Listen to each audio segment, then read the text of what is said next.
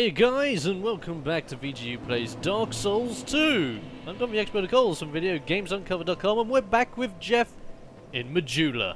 So what are we going to be up to now? Well, we're going to be continuing our quest, and we are going to be going through the Valley of the Giants, coming up next. Now, the Valley of the Giants can be a little bit of a confusing place, well it was for me at least, because I know how to get to the first boss, but when it came to getting to the second boss, it was a little bit of confusoids, because I forgot there was a door that was clearly there when, well, let's just say I was a little bit stupid, to say the least. But before we actually go towards the valley, there's a hidden chest over here. And inside this chest, we get everyone's favourite item. That's right, it's a rusted coin. You gotta love those things. Okay, to the valley! Now here's something handy that I found that might be helpful for you guys over there. So, as you enter the valley, you go over this bridge. But as you go over this bridge, you may find, there's something underneath the bridge. So go about here. You can also do this when you're on the other side, by the way. I just like jumping off of bridges. So I'm just going to fall off the bridge right here, and there's a chest. Open up the chest, and what do you get? Da-da-da-da-da-da! You get human effigy. So of course, worth it. But that's not just the only item, there's also one over there. And as this message clearly says, you need to dash and jump! And we made it. It's a really easy jump, so you shouldn't have to worry about it. But if you pick up this item, yeah, get some more funky stuff. Pretty darn awesome. And the fantastic part is, if you're thinking, oh well, now I have to go all the way around to get to the valley. No, the valley is right here. Look at it. A thing of beauty. And did I say the Valley of Giants? Oh yeah, it's a forest of fallen giants. Mark 1 for stupidity. Let's carry on. Now, as you enter the forest, you will come across these guys. Some of these guys will have daggers, some of these guys will have shields and swords, other ones of these guys will be carrying bows. Just have to be careful about certain attack patterns. Like for example, the guys with daggers will go really mental if they start getting into the swing of things. Get it? Dagger, swing. Okay, that was a bit stupid, I will not lie. But when they get into the swing of things, they will just keep on doing a flurry of attacks. So you want to be careful of that. But the great easiest thing is, it's super easy to dodge. And all you have to do is just stand back and shoot them from afar. Luckily, if you're also a mage and you have plenty of soul arrows, you can just zap them from afar as well, which is really handy. So you just take up the first two guys, you go over to this tree, you pick up a life gem, very handy thing. But, as you can see, in front of us is where we need to go next. And I only just realised here I can put on the hood that we started the game with as a helmet piece to actually assist with a little bit of armour and status protection. But if you go over here, I originally thought that was an actual stone that did something, but no it wasn't. But we got a bonfire, and the first bonfire of this area. Pretty darn handy. So just sit down, relax, have a beer, and we'll carry on. Now as you get close to this bridge of logs over here, be very careful, because there'll normally be two enemies that will come over the bridge ready to melee you. That guy up there with a bow, and that guy just to the side, hiding away from where you'd normally be looking, ready to hit you with his sword and board. Luckily it's not the hardest challenge in the world, but it can be a little bit annoying, especially this guy. If he gets you when you are not in the right position, he can, well, take off a ton of your health. So be very careful. Plus, as you can see here, his moveset is very different to those that have daggers. And he runs really funny. It's kind of like something you would see out of a Looney Tunes film. Before you go up that giant hill to your left, however, you want to go down the river, because there's a shiny again. But before you go down that river, you see that dead body to the right there? Yep.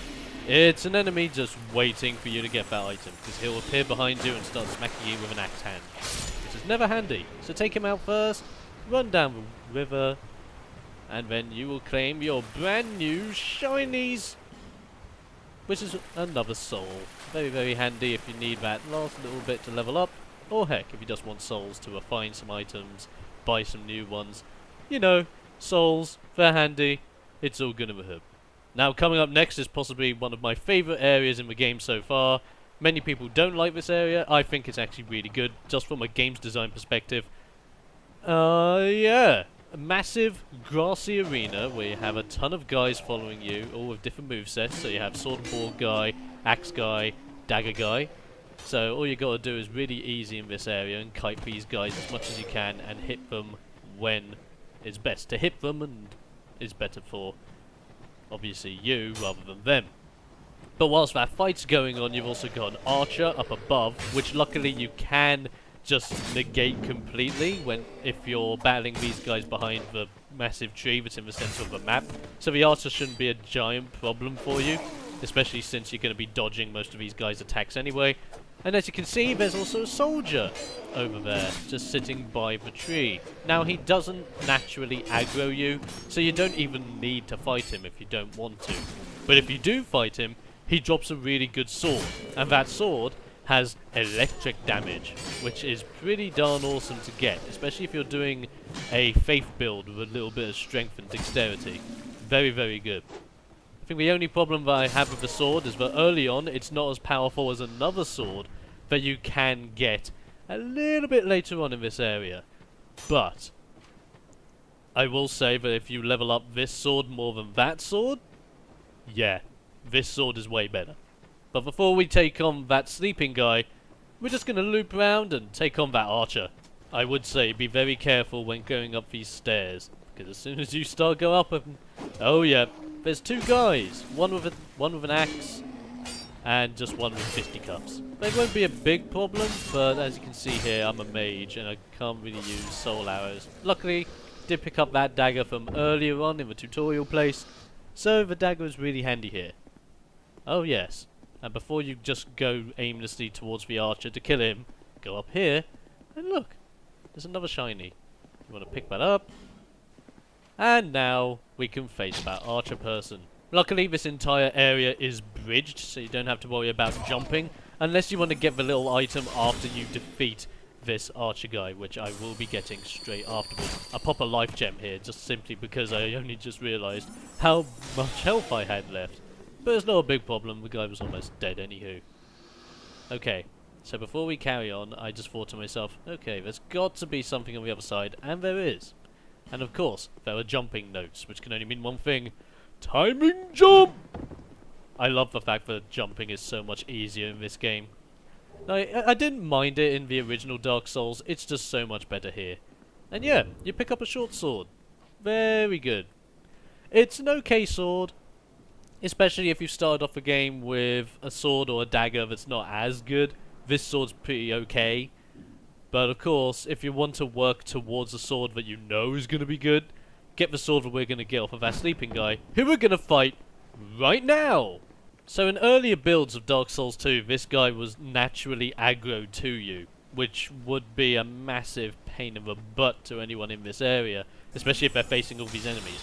But now we've made it so that he's not naturally aggroed, so you can deal with the lesser enemies first, then deal with this guy.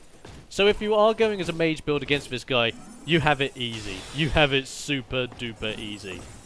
His attacks are really easy to dodge. All you have to do is dodge back, even if you're doing a melee build. Really easy to dodge. You just wait for those two strikes, dodge roll back, go in, hit him once, and dodge roll back again.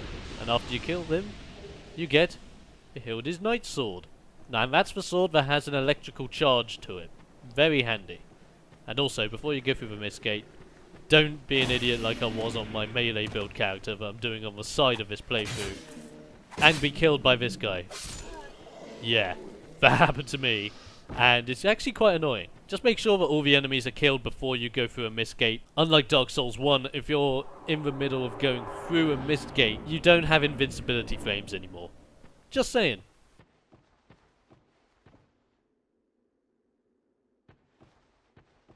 So this little area has a little trick to itself. You can go to the left, but then you'll be ambushed by these two enemies that are in this room. So the best thing to do is take out the guy you can see with like a ranged attack if you can.